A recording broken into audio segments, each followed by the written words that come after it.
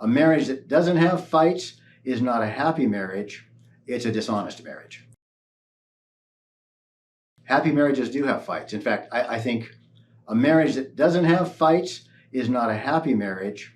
It's a dishonest marriage. Even couples that pride themselves on never fighting, I have to ask myself a couple things. Number one, do they never fight because one of them never demonstrates a disagreement or a hurt feeling or an offense? If so, they're not being honest. If they never fight because they're really quick to repent, they're really quick to make amends when they hurt each other, if they don't fight because their conversations might be lively or spirited, but they don't cut and wound each other, then those are all good things. But I think fighting is another word for conflict.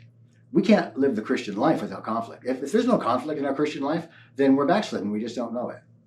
If there's no conflict in our marriage, then our marriage is dead as well, and we don't know it. Marriage is used by God to bend and mold and shape us more into our truest self. And so you better believe there's going to be conflict there.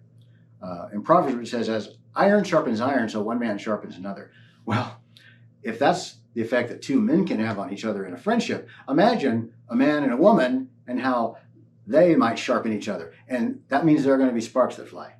When iron sharpens iron, I used to be a sheet metal worker, so I know something about this. When you take a file or a grinder to metal, you're heating it, you're cutting parts of it off. That sounds like conflict to me. But we have to learn how to embrace the conflict and share our feelings and share our struggles and share our joys and express our hearts. Mean what we say to our spouses, but don't be mean when we say it. That's where we really have to draw a hard and fast line.